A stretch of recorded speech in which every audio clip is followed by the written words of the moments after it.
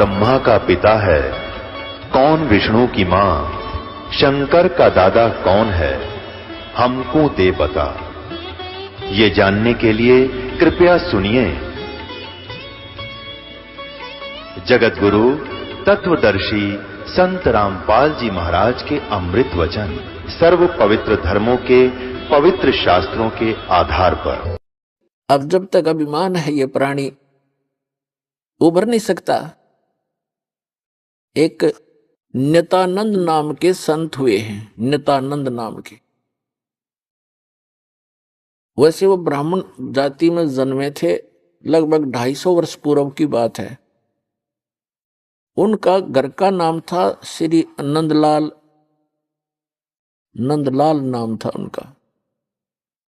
उनकी माता पिता बचपन से ही मर गए थे, मृत्यु को प्राप्त हो गए थे। उनका पालन पोषण नाना नानी के घर हुआ था। उनके नाना जी जो थे, नंदलाल जी के नाना जी नारनौल के नवाब के यहां एक उच्च पोस्ट प्राप्त थे। और जब ये नंदलाल जी युवा हुए, ब्राह्मण कुल में थे ये, तो इनको भी वहां एक तहसीलदार की पोस्ट पर नियुक्त करवा दिया। नंदलाल जी तहसीलदार थे, घोड़ा इनको प्राप्त था, बन ठन कर चलते थे। उसमें जो तहसीलदार की वैल्यू जनता में होती थी, इज्जत होती थी, आज के तो मेरे ख्याल में मंत्री की बिना होगी। नंदलाल जी का विवाह हो गया था, संतान प्राप्ति अभी हुई नहीं थी। अब कहते हैं न जाने कब भाग्य उदय हो जाता है प्राणी का। एक दिन नंदलाल जी अपने महल के, अपने मकान के छत पर, गर्मियों के समय में छत पर टहल रहा था। रात्रि में नींद आई नहीं,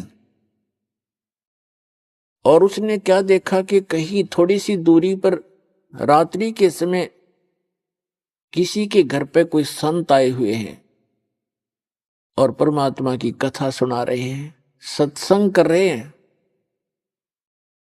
अपन आत्माओं पिछले जब से होते हैं पूर्ण हंस मुराद, ये पिछले संस्कार होते हैं जो आदमी परमात्मा की तरफ आत्मा आकर्षित होती है। उसने सारी रात सत्संग सुना, नींद और खत्म होगी। कुछ तो परमात्मा की दया उस पर हुई कि वैसे नेचुरल नहीं आई नींद, और वो ज्ञान सुना, वो सत्संग सुना कि मनुष्य जीवन किस लिए प्राप्त होता है, इसको हम कैसे व्यर्थ कर रहे हैं। चाहे प्रधानमंत्री बन जा, यदि भक्ति नहीं है तो व्यर्थ है ये जीवन इसका।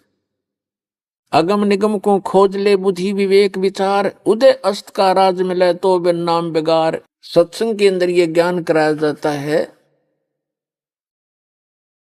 कि जैसे कोई भी राजा बना है तो अपने पुण्य कर्मों से बना है, और भक्ति नहीं करता वो प्राणी अपने पुण्यों को, जो पूर्व जन्म के संग्रहित पुण्य हैं, उसके भाग्य में डिपॉजिट करके भेज रखा भगवान ने। उनको नाश ही कर रहा है, उनको खर्च रहा है। वो अब भविष्य की कमाई नहीं कर रहा है, भविष्य के लिए कुछ आगे का डिपॉजिट नहीं कर पा रहा है, केवल खर्च ही कर रहा है।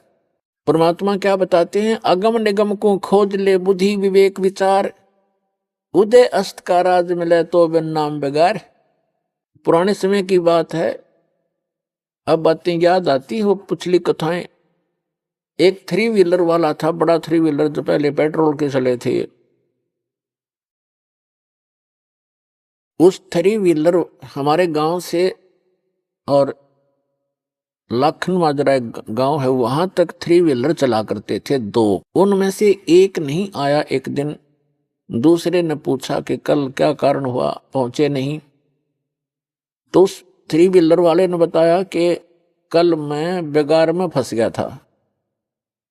बेगार क्या होती थी कि पहले पुलिस वालों के पास ये मोटर गाड़ियां नहीं होती थी।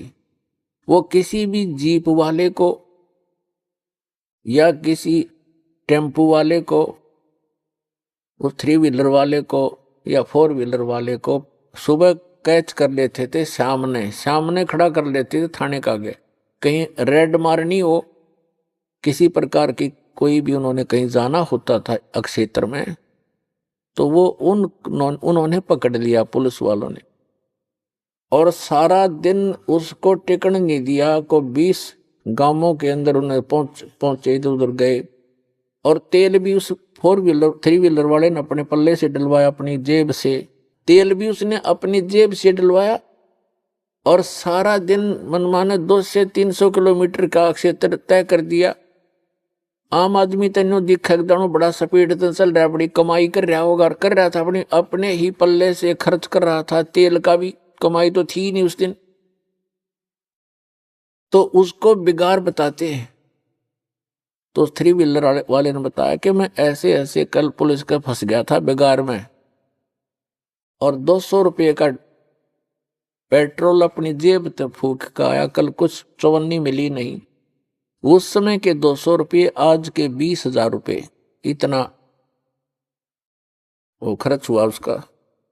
तो पुण्यात्माओं, जो आज कोई भी उच्च पोस्ट प्राप्त है, कोई डॉक्टर है, इंजीनियर है, चीफ इंजीनियर है, आईपीएस है, आईएएस है, जज लगे हैं, मंत्री हैं, मुख्यमंत्री हैं, प्रधानमंत्री हैं, या एमएलए एमपी बने हैं, या अन्य कोई अच्छे व्यावसायिक व्यक्ति हैं, धनी हैं, तो वो क्या करते हैं, जैसे परमात्मा उनके लिए बताता है कि अगम निगम को खोज ले, भविष्य के बारे में कुछ सोच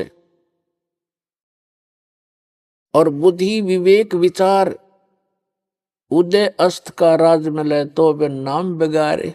पूरी पृथ्वी का यदि राजा हो, और तो छोड़ो सारे छोटे मोटे शासकों को, कहते हैं पूरी पृथ्वी का राजा हो और उसके पास ये सत्य भक्ति ना हो,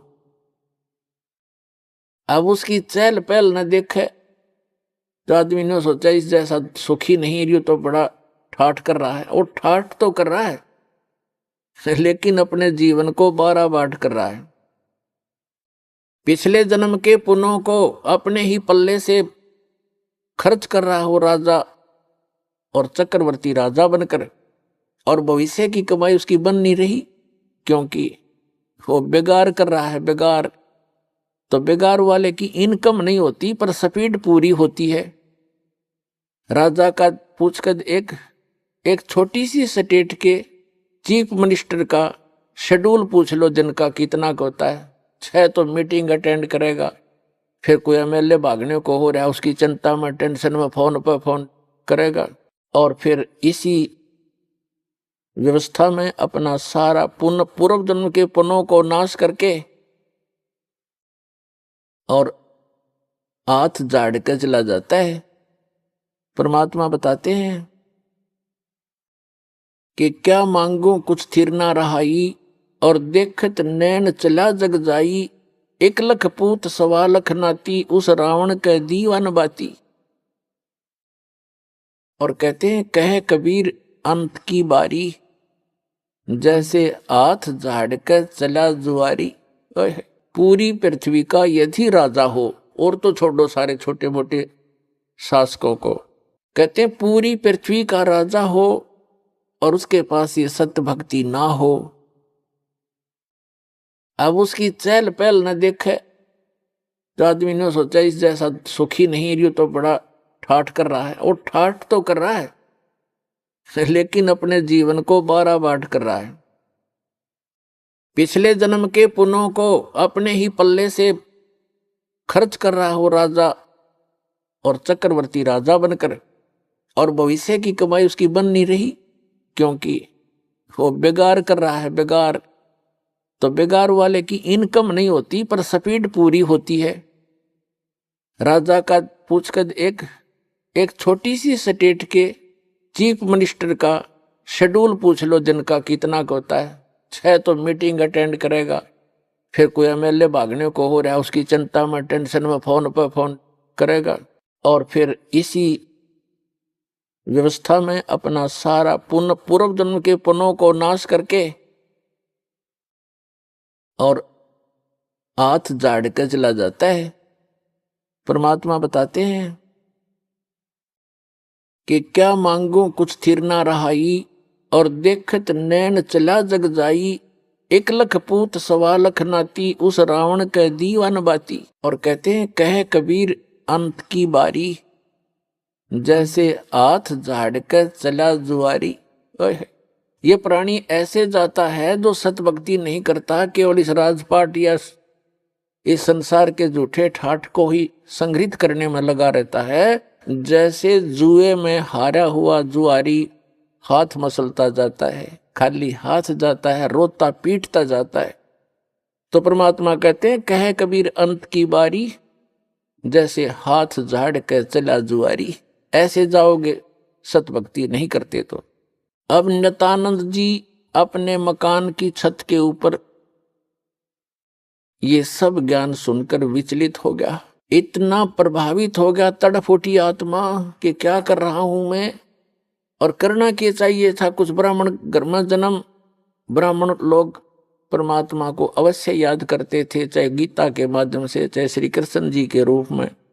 लेकिन पोस्ट प्राप्त होने के बाद इस जीव में अभिमान हो जाता है। आज से लगभग 250 वर्ष पहले ब्राह्मणों की एक बहुत विशेष रिस्पेक्ट होती थी समाज के अंदर, और ये सर्वोच्च कास्ट मानी जाती थी। इस कारण से भी अभिमान एक ब्राह्मण के घर जन्मे व्यक्ति में स्वाभाविक हो जाता था कि मैं ब्राह्मण घर में जन्मा हूं, ब्राह्मण कुल में जन्म है। दूसरे फिर वो तहसीलदार की पोस्ट। अब ये दो जबरदस्त बाधा उसके साथ अड़गी। एक तो ये कि हम तो जगत के गुरु ब्राह्मण, और एक सिंपल संत कहीं बैठकर कोई ज्ञान सुना रहा है और बता रहा है कि गुरु बिन माला फेरते, गुरु बिन देते दान, गुरु बिन दोनों निष्फल हैं, चाहे पूछो वेद पुराण। रामकृष्ण से कौन बड़ो उन्हों भी गुरु कीन, 3 लोक के वे धनी गुरु आज्ञा थी।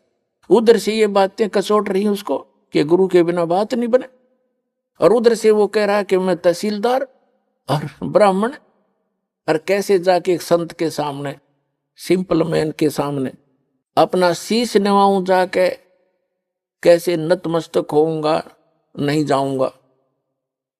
फिर वो बातें याद आती है कि कबीर हरि के नाम बिना ये राजा रसब हो, माटी लदे कुमार के, और घास ना नीरे कोई।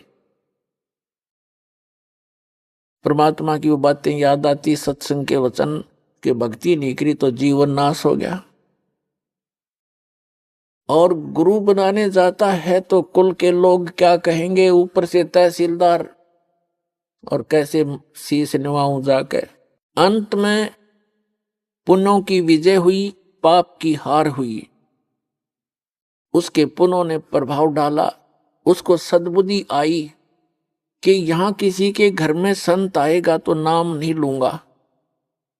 उस संत के बारे में जानकारी प्राप्त की कि ये कौन सत्संग कर रहा था, क्या हो रहा था रात्रि में, ये संत कौन है, कहां से आता है। उसका पता चला कि यहीं से 2 किलोमीटर की दूरी पर, नारनौल से 2 किलोमीटर की दूरी पर बाहर बनी में जंगल में इनका आश्रम है। तो नित्यानंद जी ने सोचा कि सुबह सुबह चला जाऊंगा वक्त से, उस समय तक गांव के, नगर के लोग कोई नहीं पहुंचे होंगे और किसी को पता नहीं लगेगा कि तहसीलदार और ब्राह्मण किसी का चेला बन गया, और वक्त से जाके नाम ले आऊंगा, फिर अपना वजन कर लिया करूंगा। तो इस उद्देश्य से वो वक्त से उठा अगले दिन, नेक्स्ट डे, और घोड़े पर सवार हुआ, मुंह अंधेरे वक्त से पहुंच गया, जा रहा था आश्रम की तरफ। उधर से वही संत, क्योंकि रात्रि के समय तो वो अपना सज धस कर, जैसे भी कपड़ा उपड़ा लाल पीला बांध के और गया था। उस समय वो सिंपल एक सफेद धोती लपेट के और सिर के बाल मुंडवा रखे थे, उसने उस तरह फिरवा रखा था संत जी ने। गुमानी दास नाम था, वो विष्णु उपासक वैष्णु पंथ के संत थे। और उस समय ये सोन को सोन गणे मान्या करते ब्राह्मण लोग खास कर। अब वो ये सोचकर चला था कि आज मैं अपने मेरा जीवन सफल करने जा रहा हूं, जैसा कि उसने सत्संग में सारे पहलुओं पर ज्ञान सुना था। आज मैं एक अनमोल काम करने जा रहा हूं अपने जीवन का। और सामने से क्या देखा कि एक कचकोला कति कोरा उस तरह फिर वह आदमी आवे। तो उसने अपने मन में जोड़ जुगाड़ किया कि देख ये कैसा मनुष्य व्यक्ति सुबह सुबह टकराया, मुझे मूंड मंडवा रखा इसका, क्योंकि मूंड तकरीबन ऐसे मंडवाते थे जिसका कोई मृत्यु हो जाती, उसको अपशकुन माना करते। तो फिर उसने सोचा भी वापस तो मुड़ूंगा नहीं, बार बार दाव लगे नहीं। तो उसने अपने ही सोच से क्या सोचा कि चल इस सोन के अपना कुछ जंतर मंत्र सोचा उसने क्या सोचा, घोड़े के निकट जब वो व्यक्ति आया, शीश मुंडवा रखा था जिसने, मूंड मुंडा रखे थे, बाल कटवा रखे थे, उस तरह फिरवा रखा था, उसके निकट घोड़ा रोक के और सिर में मारे ऐसे आंगली टोले मारा, टोले बोला रे नो टोले मारे ने बोला मनुष्य तने आज जाना था मेरे आगे, मैं तो एक बहुत जरूरी काम में जा रहा था, तू कहाँ मर रहा सामने। अब वो संत उसके मुंह की तरफ देखे कि दिखे था सज्जन आदमी, और यू करे मेरे गिल बकवाद के करे, इसने बता शर्मट टोले मारे मेरा। अब क्या बोला भाई, संतों के साथ तो एक दो रोज खसनिए आया करें जंगल में। वो संत उसकी तरफ देख कर चलता पड़ा। अब वो पहुंच गया डेरे में, वहां एक दो चेले रहते थे, उन्होंने देखा भी कोई अच्छा अफसर आ गया, घोड़े पर तो अफसर का ही आना होता है। वो नीचे उतरा, घोड़ा वर्क से बांध कर पूछा कि भी महाराज जी कहाँ हैं। संतों उन भक्तों ने कहा जी आ जाओ बैठो, वहां बिछा दिया जैसा भी बिछोना होता आश्रम के अंदर, अभी आने वाले हैं, घूमने फिरने स्नान करके घूम फिर के आएंगे। अच्छा, वो बैठ गया। अब संत जी घूमने गए थे, इस साइड से आगे दूसरी साइड से घूम के नहा धो के, और वो आके बैठे, आसन था सामने, और सामने वो बैठा नित्यानंद कति। अब उनकी हुई आंख चार दोनों की। संत ने देखा ये तो घोड़े वाला वो ही है भाई जो मेरा टोले मार के गया था सिर में। अब नित्यानंद जी ने देखा ये तो महात्मा था वही जिसको मैंने रास्ते में छेड़ दिया था। अब नित्यानंद जी की शर्मिंदा हो गया, नीचे न गर्दन होगी नो, ऊपर न नाड़ करी नहीं, क्योंकि पुण्यात्मा थे। शर्मिंदा घना लज्जा गे और नीचे गर्दन कर ली नो, और चरणों में गिर गए। तो संत जी कहने लगे कि भाई देखो बच्चों, यदि कोई एक गढ़ा लेने जाता है कुम्हार के घर से, मटका, कुम्हार से गढ़ा लेने जाता है मटका, तो उसको ऐसे टोले मार मार देखता है खरा है खोटा। तो भाई तुमने गुरुजी को टोले मार के परख लिया, कोई बुरी बात नहीं बेटा, ये सही बात है कि नहीं बाजता।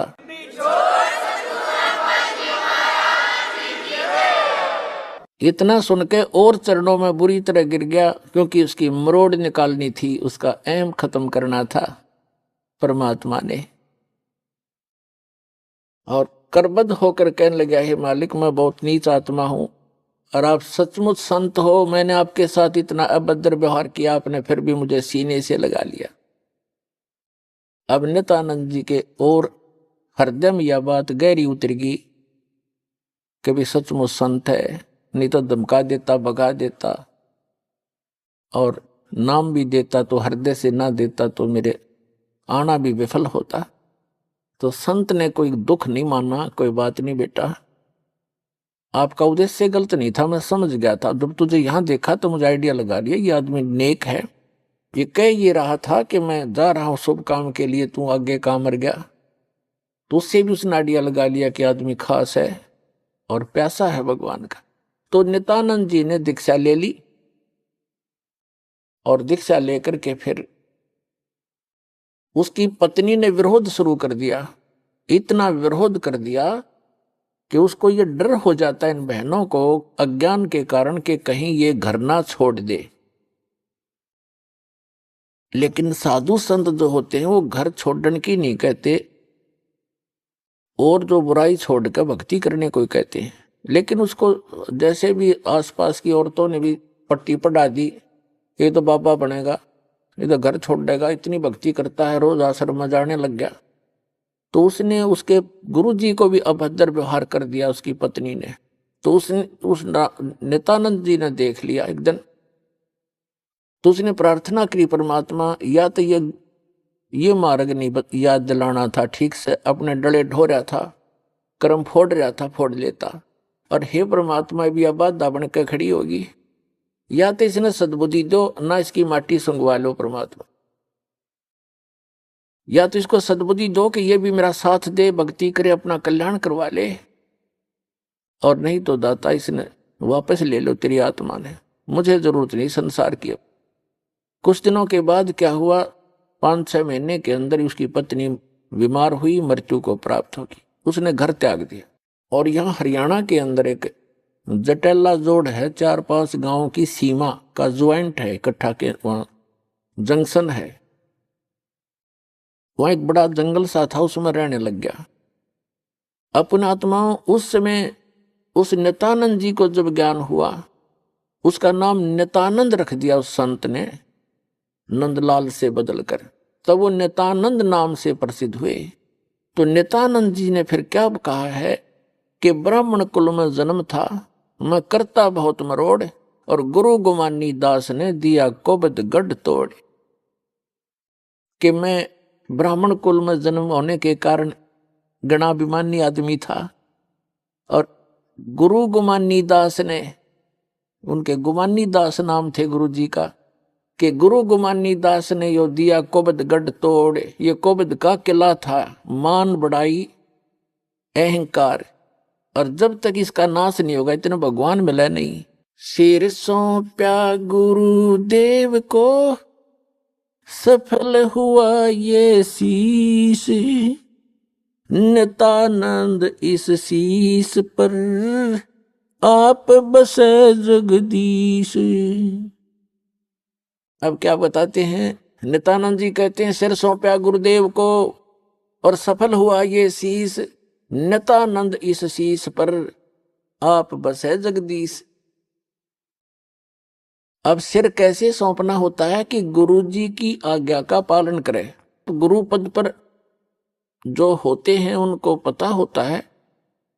परमात्मा कहते हैं बहुत प्यारा बालक माँ का, माता को अपना बच्चा बेटा या बेटी बहुत प्रिय होती है। कहावत है कि माँ पिता से 100 गुना प्रिय ममता अपने बालक में माता को होती है, और माता से भी 100 गुना ममता प्रिय गुरु को अपना शिष्य या शिष्या होती है। तो अंदाजा लगा लेना कि गुरु जी आपके कितने हितैषी होते हैं। तो गुरु जी की आज्ञा का पालन करें। पहली भक्ति मार्ग का प्रथम एक ये मंत्र नोट कर ले, भाई जो गुरु बचन पे डट गे रकट गे फंद 84 के। भाई जो गुरु बचन पे डट गे कट गे फंद 84 के, कट गे फंद 84 के, रकट गे फंद 84 के। भाई जो गुरु बचन पे डट गे रकट गे। वस्तु मिली ठोर की ठोड़, मिट मिट गी मन पापी की दौड़। वस्तु मिली ठोर की ठोड़, मिट गी मन पापी की दौड़। भरम मिटे मथुरा काशी के, भरम मिटे मथुरा काशी के। भाई जो गुरु बचन पे डट गे कट गे फंद 84 के, कट गे फंद 84 के, रकट गे। ये एक कवि का बनाया हुआ गान है। इसमें भी बहुत प्रेरणा है कि जो गुरु जी के वचन पर स्थिर हो जाते हैं, गुरु जी की आज्ञा का पालन करते हैं, उनके ये 84 लाख योनियों में दुख पाने के ये संकट समाप्त हो जाते हैं। अब गुरु जी को कैसे गुरु की आज्ञा का पालन करना है। सिर सौंप्या गुरुदेव को, सफल होया ये शीश, नित्यानंद इस शीश पर आप बसे जगदीश। सिर कैसे सौंपना होता है। सिर काटना नहीं, गुरु जी के आज्ञा का पालन करना ही सिर सौंपना होता। एक गुरुजी थे, उनके 4-5 शिष्य थे, आश्रम में रहते थे। रोज ही प्रतिदिन शिक्षा यही दी जाती है। प्रत्येक गुरु जो होते हैं ये 5-4 फार्मूले पक्के सिखाता है गुरु को, चेलों को, और ये ही कारगर होते हैं। अब जैसे कोई भी भांग बोता है खेत में, तो वो भी खेत को संवारने के तरीके सारे बता देगा, लेकिन बीज गलत है तो वो सारे तरीके गलत हो गए। बोना था गेहूं, बीजना था गेहूं, बो दिए भांग। ये तो बाद में बताऊंगा, लेकिन जो प्रसंग चल रहा है उसी को आगे बढ़ाते हैं। एक गुरुजी थे और वो अपने शिष्यों को शिक्षा देते ही रहते हैं, जैसे प्रतिदिन सत्संग के माध्यम से या वैसे भी टिप्पणी करते हैं, बैठते हैं जब बच्चे, अच्छी शिक्षा देते हैं। एक दिन गुरुजी ने कहा कि देखो भाई, जो गुरुजी की आज्ञा पालन नहीं करते बच्चों, वो कभी सफल नहीं होते, उनको घोर पाप लगता है, उनकी भक्ति नाश हो जाती है। सब शिष्य बैठे हैं, गुरुजी आसन पर बैठे हैं, वो वहां बैठे बैठे सुन रहे हैं। जी गुरुजी बिल्कुल सही है। तो गुरुजी ने कहा कि मेरा एक आदेश है कि तुम मेरे सिर में अपने 5-5 जूते मारो। और ये भी शिक्षा दी जाती थी, गुरु मानुष कर जानते ते नर गई अंध, महादुखी संसार में आ गए यम के फंद। गुरु को परमात्मा के तुल्य मानना चाहिए। अब उनके सामने धर्म संकट खड़ा हो गया। गुरु जी की आज्ञा का पालन नहीं करें तो भक्ति का नाश हो गया, और गुरु जी की तरफ हाथ कर दिया तो कट जाए वो हाथ, इससे अच्छा था। तो पर उस गुरुदेव ने कहा, मैं क्या शिक्षा दे रहा था तुम्हारे को, बस ऐसे भक्त तो मेरी आज्ञा का पालन नहीं कर रहे। नीची गर्दन कर ली। एक खड़ा हुआ, अपना जूता निकाला, गुरुजी के पास आकर बैठ गया और अपने सिर में 5 जूते मारे, मट्टाए मट मट्टाए मट। तब गुरुजी ने कहा, भाई डंडी मत मारे, तेरे सिर में नहीं मेरे सिर में कहा था मैंने।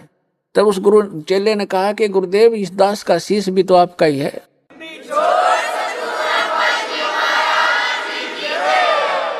क्या इसको आप दूसरा मानते हैं? तो यहां गुरुजी बोल नहीं सके। तो वो यही चाहते थे कि इनको कितना विवेक है। तो पुण्यात्मा, इस भक्ति मार्ग के अंदर गुरुजी का मुख्य अभिनय होता है, और शिष्य का भी उसके साथ साथ पैरेलल इतना ही सूरवीरता से उसमें चलना होता है, तभी सफलता मिलती है। अब उसके बारे में आपको बताते हैं, गुरु की जी के साथ कैसे रहे, कैसे बोले, कैसे बतलावे, कैसा व्यवहार करे निष्कपट भाव से।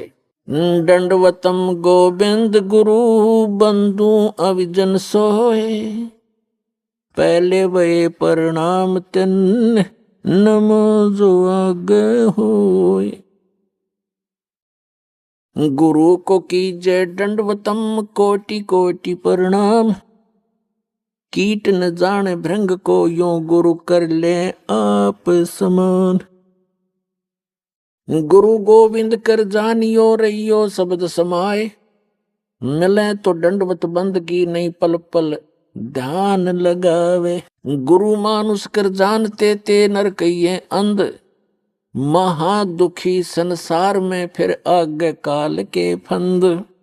कबीरा ते नर अंध हैं गुरु को कहते और, हरि के रूठे ठोर है भाई गुरु रूठे नहीं ठोर। गुरु गोविंद दोनों खड़े काके लागू पाए, बलिहारी गुरु अपना जिन गोविंद दियो मिलाए। अपने आत्माओं कितना महत्व है सच्चे सतगुरु का, कि जैसे उदाहरण आपको बहुत बार दिया है, जिस व्यक्ति के ऊपर आपदाएं आती हैं वो स्वयं स्वीकार करता है और कहता है कि मेरा राम रूठ गया, मेरा भगवान रुष्ट हो गया, आज मेरे ऊपर दुख पर दुख आ रहे हैं। और जिसके घर सुख होता है उसको अन्य आम व्यक्ति ही कहते हैं इसका राम राज्य है भाई, इसका भगवान प्रसन्न है इसके ऊपर। तो पुण्यात्माओं, पुण्यों से सुख होता है, पाप कर्मों से दुख होता है। जिनके पुण्य रूपी पुण्य समाप्त हो गए तो उनका राम रूठ गया, उनका भगवान रुष्ट हो गया, उन पर दुख प्रारंभ हो गए। तो जैसे आप खेत में कहीं मजदूरी करने जा रहे हो या कहीं पर भी आप एकांत स्थान पर कोई मटका पानी का भर के ले गए और सारा दिन पीते रहे, जब तक पानी चला तो नो प्रॉब्लम, और पानी जल खत्म हुआ तो हुई प्रॉब्लम, प्यासे मर जाओगे। पुण्य उसको नहीं भरा तो कहां जाओगे? हैंड पंप पर गए, कुएं पर गए। हम यहां हैंड पंप लेकर चलेंगे जिससे एक सटीक उदाहरण बन जाता है। एक तरफ तो हैंड पंप पर गए, मटका भर लिया, फिर आपत्ति समाप्त। जो आपत्ति आई थी जल के अभाव से वो ठीक होगी, वो बला टली। ऐसे ही जो पुण्यों के अभाव से आप पर आपत्तियां आ रही हैं, तो यही फिर राम नाम के पुण्यों का घड़ा फिर भर देंगे। कहां से? गुरु रूपी हैंड पंप पर जाना पड़ेगा आपने। तो ये समझ लिए गुरुजी हैंड पंप है और एक मटके में जल रखा है। एक तरफ हैंड पंप खड़ा है, नल है पानी का, एक तरफ मटके में जल भरा है। आपसे कोई कहे कि इस मटके में तो घड़े का भरा जल और एक तरफ नल, इनमें से कौन से को पसंद करोगे? तो इतना तो बेईमान होना ही पड़ेगा हमने, भाई मटका चाहिए, नल चाहिए हमने, तो मटके का तो पानी तो शाम तक भी खत्म हो ले, और हैंड पंप मत कितने भर ले मटके तो अभी खत्म नहीं हो। तो कहते हैं वैराग नाम है त्याग का 5 पति सोमा। ये जो काम क्रोध लोभ अहंकार मोह कहते हैं, अब इनकी दिशा बदल लो। बेईमान हो तो दान करने पे हो, बेईमान हो तो ऐसा बेईमान ना करे, ऐसा लोभ करे जो भक्ति मार्ग में आपको सहयोग देवे। कर्म फोड़न का बेईमाना लोभ करना अनुचित है। तो परमात्मा कहते हैं गुरु गोविंद दोनों खड़े, मटके में जल तो समझ लो गोविंद और नल समझ लो गुरु। इन दोनों में से कहते हैं किसके लागू पाए? आप उत्तर दे रहे परमात्मा, हमारी तो इतनी बुद्धि काम भी नहीं करे। बलिहारी गुरु अपना जिन गोविंद दियो मिलाए। जिस धन है मेरा वो गुरु, वो नल का हैंड पंप, जिसने वो राम मिला दिया, जिसके अभाव से हम दुखी हो रहे थे वो पुण्य प्राप्त करा दिए। तो पुणात्मा परमात्मा कहते हैं गुरु मानुष कर जानते ते नर कहिए अंध, महादुखी संसार में आ गई यम के फंद। गुरु गोविंद दोनों खड़े किसके लागू पाए? बलिहारी गुरु अपना जिन गोविंद दियो मिलाए। कबीर हरि के रूठ से गुरु की शरण में जा, और कह कबीर गुरु रूठ गए फिर हर नहीं होत साए। अब जैसे आपका राम रूठ गया, आपके पुण्य समाप्त हुए, गुरु मिल गए तो रोज भर लो बाल्टी, दिन में 10-10 बार। और फिर कहते हैं यदि आप जी ने हैंड पंप खराब कर दिया, उसको मिस हैंडल करके, उसकी टेक केयर ना करके, रिस्पेक्ट नहीं की, तो आपका हैंड पंप खराब हो गया, यानी गुरु रूठ गए।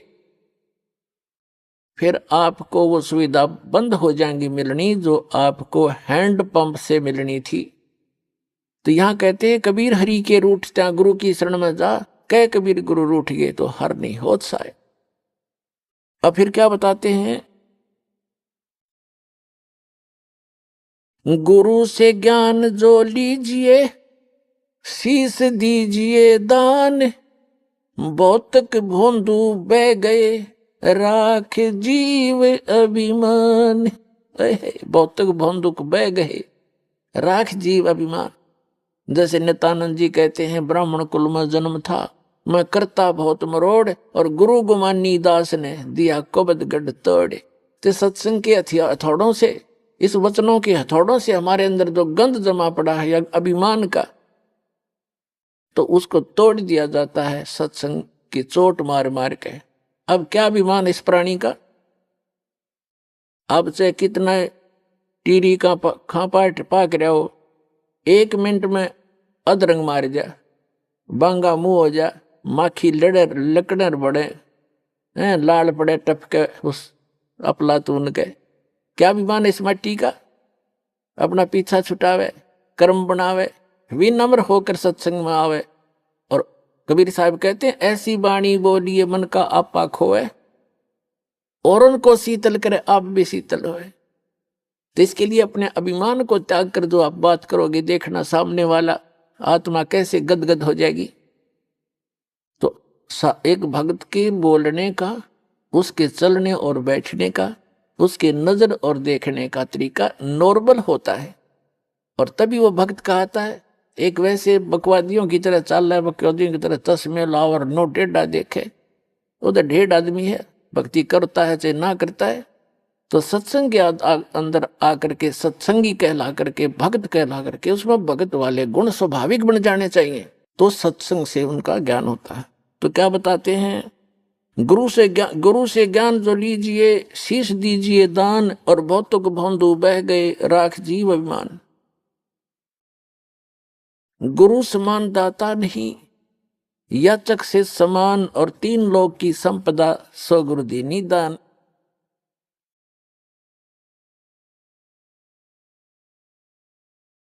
फिर क्या बताते हैं कि कबीर तन मन दिया तो भला किया, सिर का दासी भार, और जय कभू ये कह दिया कि मैंने दे दिया तो बहुत सहेगा मार। परमात्मा यहाँ तक कहते हैं जैसे, क्योंकि इस काल ने तो आपका भक्ति नाश कराना है, और आपने परमात्मा के इस ज्ञान से अपना इसको सुरक्षित रखना है। परमात्मा कहते हैं कि जैसे माता गर्भ को रख यत्न बना, और ठेस लगे तो छन होए तेरी ऐसे भक्ति जा। जैसे किसी बहन को, किसी माई को काफी समय के उपरांत या कभी भी गर्भ रहा हो, और उसके उपरांत वो कितनी सावधानी बरतती है उस अपने लाल को प्रफुल्लित करने के लिए, सफल करने के लिए, सुरक्षित रखने के लिए।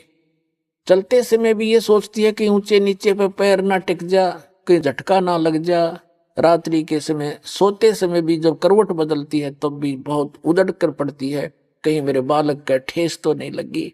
परमात्मा कहते हैं कि जैसे माता गर्भ को और रख यत्न बना, ठेस लगे तो छन होए तेरी ऐसे भक्ति जा।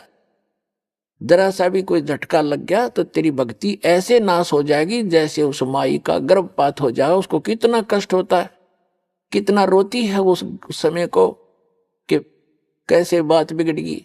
तो परमात्मा याद दिलाते हैं जैसे माता गर्भ को रख यत्न बना, ठेस लगे तो छिन्न हो जा, क्षीण हो जाता है, तेरी ऐसे भक्ति नसावे। तो क्या बताते हैं कि कोई भी किसी को तो सेवा का अभिमान हो जाएगा, और किसी को धन का, किसी को और किसी दान का। तो पुण्यात्मा परमात्मा कहते हैं कोई भी प्रकार का यदि आप में अभिमान हुआ है तो आपका भक्ति नाशक बन गया। तन मन दिया तो भला किया, सिर का दासी भार, और जय कभी ये कह दिया कि मैंने इतना दान कर दिया तो बहुत सह सिर मार। वो भक्त, वो दान तो नष्ट हो ही हो गया और भक्ति हीन भी हो गया। तो कैसे?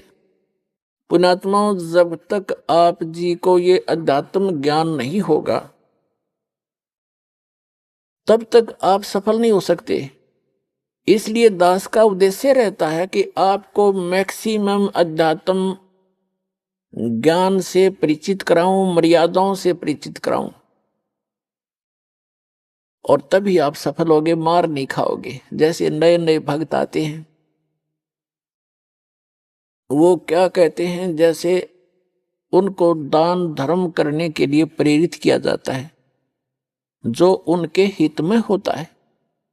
पुण्यात्माओं, एक पुराने समय में जब हमारे पूर्वजों के पुण्य अच्छे होते थे, जब कभी कोई वर्षा ना होती थी, गांव के लोग इकट्ठे होते थे और एक सामूहिक भंडारा करते थे, कलेक्शन करके सब तय, और मीठे चौड़ बनाया करते और आप बना के आप खाया करते, बैठ कर भगवान तरत कराया करते। न्यों क्या करते, धर्म कर दिया, राम बरसेगा, और वो वर्षा हो जाया करती थी।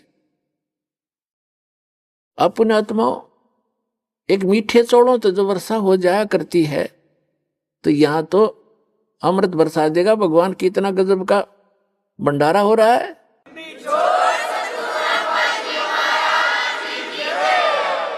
एक भक्त के साथ 2 भक्त और व्यक्ति आगे, आम जैसे सत्संग में आम अलाउड करते हैं, आ जाओ भाई, आ जाओ, सत्संग भी सुन लेंगे। तो उन्होंने देखा यहाँ जहां भी सत्संग हमारा चल रहा है कि क्या करते हैं, गरम गरम चाय की टैंकी भरी है और गर्मियों के दिन में कहीं नींबुओं के टोकरी की टोकरी भरी है, चीनी की बोरी खोल रखी है हैं, और भगत काटे नींबू बिलाओ पानी बनाओ सेकंड गुट गुट पीओ, कोई खाना खा रहा है, कोई दूध पी रहा है, कहीं हलवा मिल रहा है। तो उन दोनों में से जो नए आए थे उनमें से एक कहने लगा, बिला भाई गांव में न्यू कह रहे हैं, बिला वहां पर राम उतर रहा है, बिला राम आ रहा है, भगवान उतर रहा है।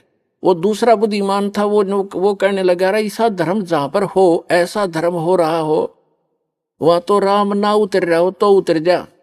ऐसा धर्म यहां देखा मैंने, जो पुण्य यहां हो रहा है, कितने भंडारे चल रहे हैं, कोई चवन्नी तक कोई लेता नहीं, कितना खाओ कितना पियो कैसे। तो कहते हैं यहाँ तो इसे धर्म जहां होते हो वहां भगवान ना उतर रहा हो तो उतरना पड़े, उस मालिक ने आना पड़े वहां पर। तो पुण्यात्माओं, तो धर्म के लिए आपको प्रेरित किया जाता है, ये विधिवत साधना है, शास्त्र अनुकूल साधना है। यहाँ का किया हुआ पुण्य आपको बहुत गुना हो करके वापस भी मिलेगा और आपके गुड अकाउंट में लिखा जाएगा, वो अलग से। या आपको वापस जो मिलेगा ये तो आपका न्यू समझ लो ब्याज ब्याज मिलेगा, मूल धन तो आपका जमा होता रहेगा, ये ऐसे जान लेना। तो जैसे हम दान धर्म के लिए प्रेरित करते हैं और इस दान से ही आपको कहते धर्म तो दसके नहीं दसके तीनों लोक, और खैर आए तुम्हें खैर है कि जय तंपोख, धर्म का नाश नहीं होता। पुण्यात्माओं, एक दिन ये तीनों लोकों का भी नाश होगा, लेकिन आपका किया हुआ पुण्य वो कभी नाश नहीं होगा, आपके साथ सदा बना रहेगा। कहते धर्म तो धसके नहीं, धसके माने धर्म का नाश नहीं होता, ते धसके तीनों लोग और खैरायत में खैर है। खैरायत माने दान करण में ही आपकी खैर है, सुरक्षा है। और कीजिए आत्म पोख। अब यहाँ कोई भी भक्त आता है खाना खाने नहीं आता, वो तो परमात्मा की महिमा सुनने आता है। और ऐसे साधु भाव में कोई भी आवेगा, यहाँ कोई आदमी नहीं आ सकता, किसी के पास आज समय नहीं है जो वैसे यहाँ जावे। वो परमात्मा की एक प्यारी आत्मा आता है, चाहे उसने वो नाम नहीं भी लिया है, ना लेना चाहता, यहाँ आने वाला व्यक्ति उस परमात्मा का एक VIP समझ लो, उस भगवान की एक प्यारी आत्मा है, कुछ दिनों में समझ में आ जाएगी, उसका नाम भी ले लेगा। तो यहाँ आए वाला भक्ति भगवान के लिए आया है, ना कि खाने के लिए।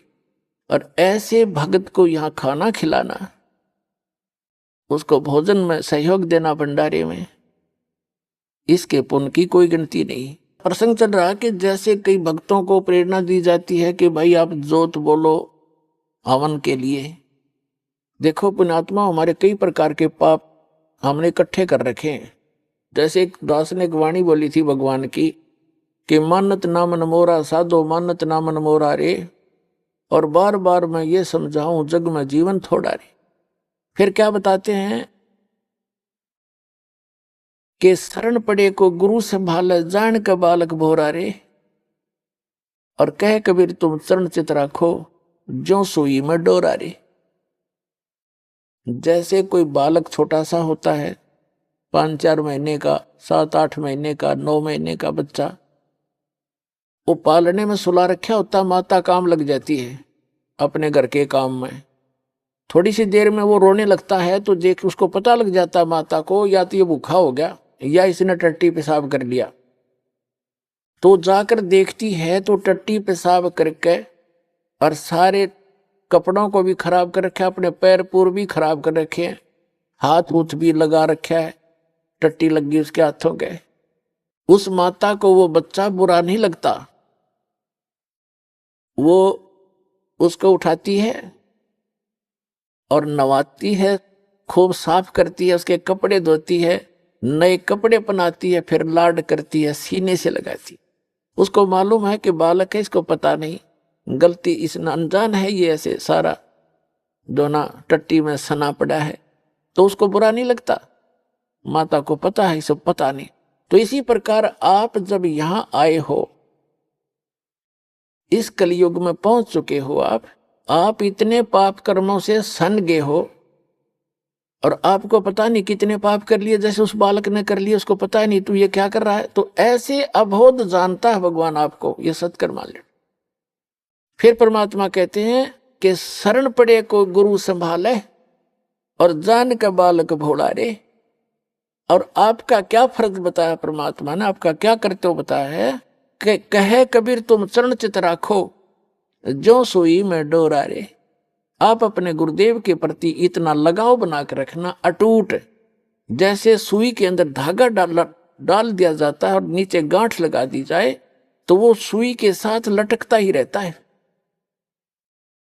कहते हैं कहे कबीर तुम चरण चित राखो, उस अपने गुरु जी के चरणों में ऐसे चित राखो जो सुई में डोरा रे, यानी अखंड लगाव बनाए रखना। तो आप जी के जो पापों को ऐसे धोएगा गुरु जी इस सत्संग रूपी जल से, और फिर आपको भक्ति से चार्ज करेगा, दूध पिलाएगा। अपने आत्माओं आपको कंपलसरी कर रखा है कि 4 महीने के अंदर आपने आना ही पड़ेगा जो भारतवर्ष में रह रहा है। किस लिए कहा गया है? ये बच्चे हैं, आप अपने बच्चों को एक रोजी रोटी के लिए पढ़ाते हो कि मेरा बेटा या बेटी पढ़ के कोई शिक्षा ग्रहण करके ये कोई ऊंच पोस्ट प्राप्त कर ले या अपना धंधा ठीक कर लेगा। उसको 16 वर्ष का समय, 15 वर्ष, 20 वर्ष का समय दे देते हो, बेटा और ट्रेनिंग कर ले, फलाना कर ले, बढ़िया रोजगार हो जाएगा। और आत्म कल्याण के लिए आपके पास क्या 365 में तो 30 दिन भी नहीं मिलते, तो फिर कैसी भक्ति करोगे? किसा तुम फिर ड्रामा, फिर तो ड्रामेबाजी है। तो कहने का भाव ये है कि आप जी को इसलिए बुलाया जाता है कि यहां आने से आपको घना पुण्य मिलेगा। आपकी आत्मा को ऐसे परिपूर्ण कर दिया जाता है जैसे बच्चा छोटा सा गली में खेल रहा होता है। माता को पता है कि खेल में व्यस्त है और समय पर आहार इसको नहीं कराऊंगी तो ये दुर्बल हो जाएगा, बीमार भी हो सकता, रोगी भी हो सकता है। वो खेल रहा होता है अपने बच्चों में, भाई बहनों में बाहर, और व्यस्त होता है। माता उसको उठा के लाती है कि चल दूध पी ले। आइए अब हम उन श्रद्धालुओं के अनुभव जानते हैं जो जगत गुरु तत्वदर्शी संत रामपाल जी महाराज जी से दीक्षा प्राप्त कर चुके हैं तथा उनके द्वारा बताए गए भक्ति मार्ग पर चल रहे हैं। नमस्कार जी। नमस्कार सर।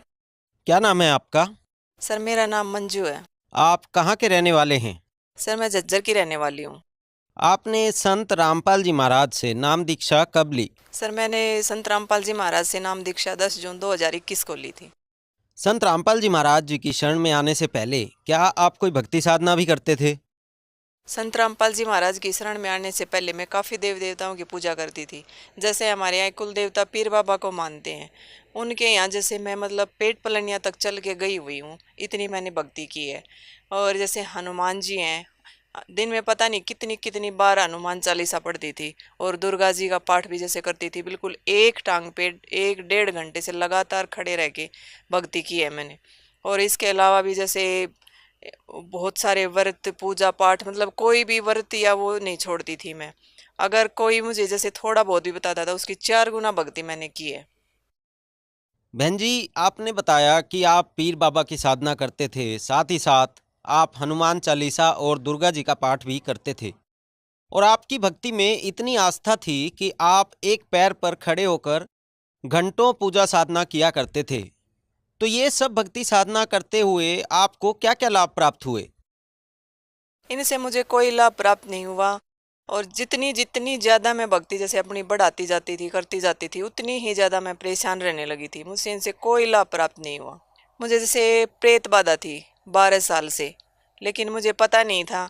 वैसे ही मतलब बीमारियां जैसे घर पे, मतलब हमेशा लड़ाई झगड़ा, आर्थिक परेशानी, और एक ये भूत प्रेत बाधा थी। जैसे काफ़ी किसी ने देख के मुझे बताया कि आपको भी प्रेत बाधा है, तो मैंने कभी माना नहीं, ना मैं प्रेतों को मानती थी और ना उनके कहने से मैंने कुछ किया। बाद में जब किसी ने मुझे कहीं किसी के पास लेके गए, उन्होंने बताया, तो उन्होंने तब मुझे जैसे जो भी बताया मैंने वही भक्ति जैसे की, लेकिन मुझे कोई लाभ प्राप्त नहीं हुआ, बल्कि दूनी ज़्यादा से ज़्यादा परेशानी बढ़ने लगी।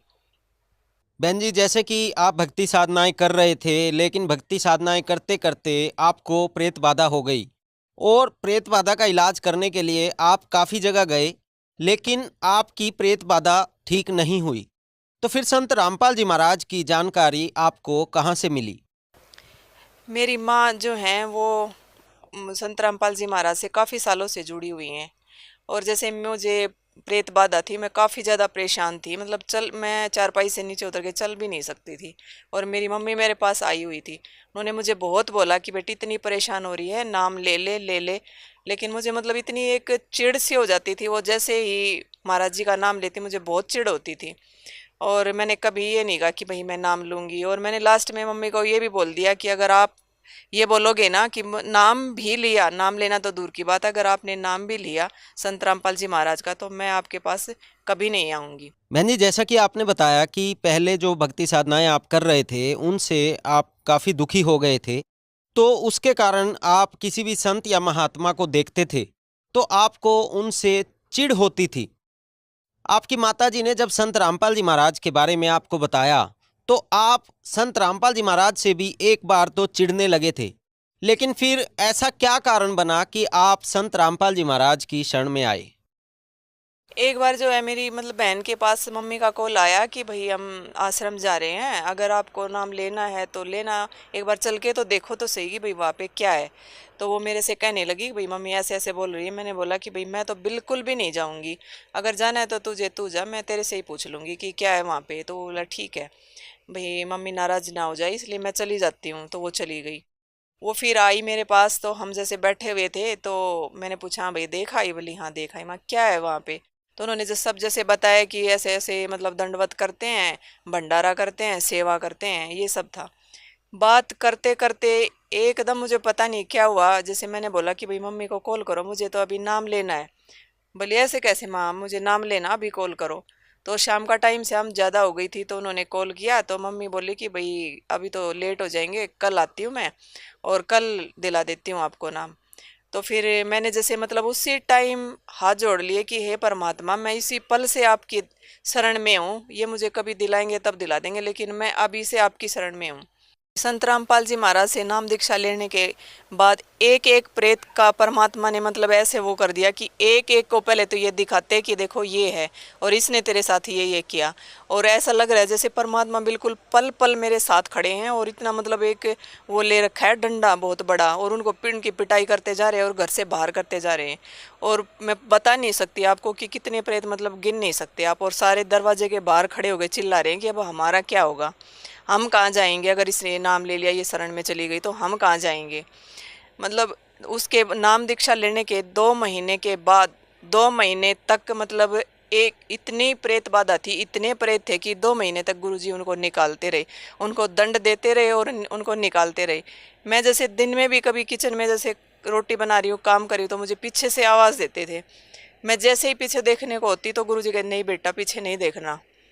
और उसके बाद भी जैसे थोड़े 4-5 दिन के बाद वो बहुत जैसे उत्पात मचाते, फिर शांत हो जाते। फिर गुरुजी आके पूछते कि बेटा ठीक हो गई? मैंने कहा गुरुजी ठीक हो गई। बोले अभी ठीक नहीं हुई है, ये जो शांत हुआ है ना, ये एक बहुत बड़ा छलावा है, अभी तो जो असली है वो तो आने बाकी हैं। ये तो जो छोटे मोटे वैसे थे ना, वो एक्स्ट्रा के थे, वो मैंने निकाले हैं। और फिर वैसा ही होता 4-5 दिन के बाद, जैसे मतलब इतने के जैसे मैं बता नहीं सकती आपको। और उसके बाद जैसे फिर 1 हफ्ते के बाद फिर जैसे गुरुजी मुझसे पूछते कि बेटा आराम हुआ? मैं कहा हाँ गुरुजी। बोले नहीं बेटा अभी नहीं हुआ, अब आप मेरे साथ चलो।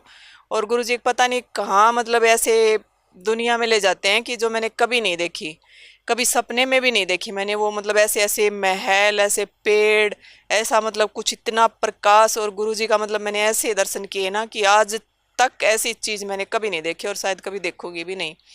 वहाँ एक जैसे तालाब है और गुरुजी कहते कि बेटी चलो इसमें नहाओ।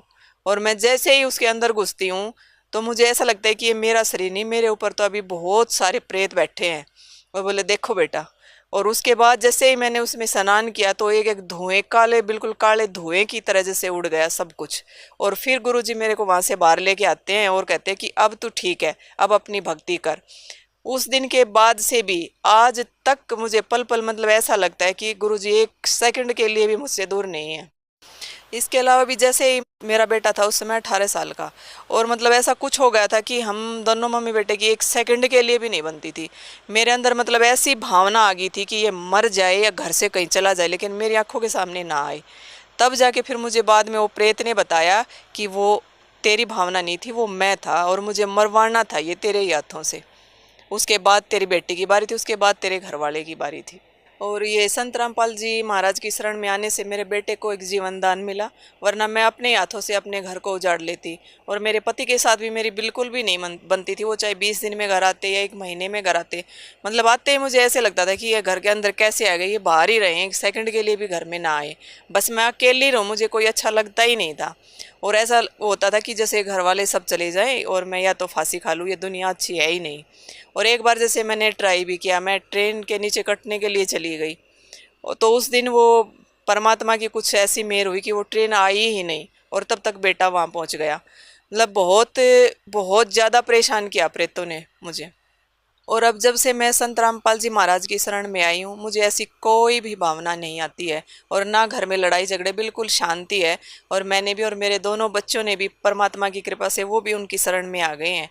मेरे पति हैं और वो भी जैसे मतलब विरोध नहीं करते हैं, मतलब बहुत जैसे वो करते हैं वो भी। और उनको भी जैसे उनके बिजनेस में लॉस हो रहा था, तो संत रामपाल जी महाराज की शरण में आने के बाद उनको भी बहुत सारे फ़ायदे हो रहे हैं, बहुत ज़्यादा बिजनेस में भी फ़ायदे हैं। अब उनके अंदर भी मानसिक शांति है, घर में लड़ाई झगड़े भी बंद हो गए हैं, मतलब बहुत ज़्यादा शांति है परमात्मा की कृपा से।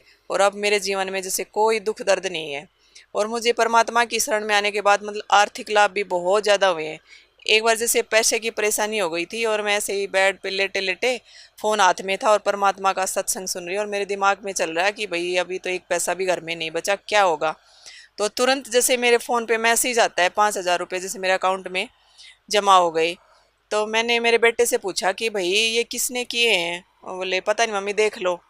तो हमने जैसे मतलब बैंक में चेक करा लिया, हर किसी से मतलब जहाँ से संभावना थी, रिश्तेदार से सबसे पूछ लिया, सब ने मना कर दिया, लेकिन हमें ये पता ही नहीं चल पाया कि वो पैसे कहाँ से आए हैं। वो तब मुझे एहसास हुआ कि हाँ ये परमात्मा ने शायद आवाज़ सुनी है मेरी और परमात्मा ने हमारी आर्थिक मदद की है। तो मुझे ऐसे ही तो एक छोटा मोटा सा लाभ है, बहुत ज़्यादा आर्थिक लाभ भी हुए हैं। बहन जी, जैसा कि आपने बताया कि आप पहले प्रेत बाधा से इतने ज़्यादा दुखी थे कि वो प्रेत आपके हाथों आपके बेटे की हत्या करवाना चाहता था, और उस प्रेत बाधा के कारण आपके पति से भी आपका बहुत ज़्यादा लड़ाई झगड़ा रहता था। साथ ही साथ उस प्रेत बाधा के कारण आपको भी बार बार आत्महत्या करने की इच्छा होती थी। लेकिन जब संत रामपाल जी महाराज से आपने नाम दीक्षा ली, उसके बाद वो प्रेत बाधा दूर हो गई, जिसके कारण आपके बेटे की जीवन रक्षा भी संत रामपाल जी महाराज ने की। और इन सब के साथ साथ सभी दुख संत रामपाल जी महाराज से नाम दीक्षा लेने के बाद दूर हो गए।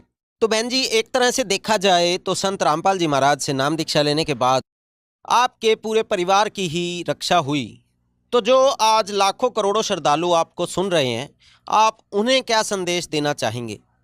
जो श्रद्धालु आज मुझे देख रहे हैं, मैं उनसे हाथ जोड़कर प्रार्थना करती हूँ कि वो संत रामपाल जी महाराज की शरण में आए और अपना जीवन सुधारें। ये जीवन बार बार नहीं मिलता, ये ऐसे व्यर्थ ना करो। और जैसे मेरे सभी दुख दूर हुए ऐसे ही अपने सारे दुख दूर करे और अपने जीवन का कल्याण करे।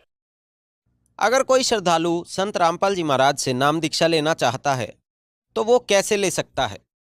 जैसे आप सभी अब मुझे जिस प्लेटफॉर्म पर देख रहे हैं, वहाँ पर एक ना नंबर डिस्प्ले हो रहा है, आप उस पर कॉन्टेक्ट करके और वो भगत भाई आपको बता देंगे और वहाँ से आप नाम दीक्षा ले सकते हैं। धन्यवाद जी। धन्यवाद।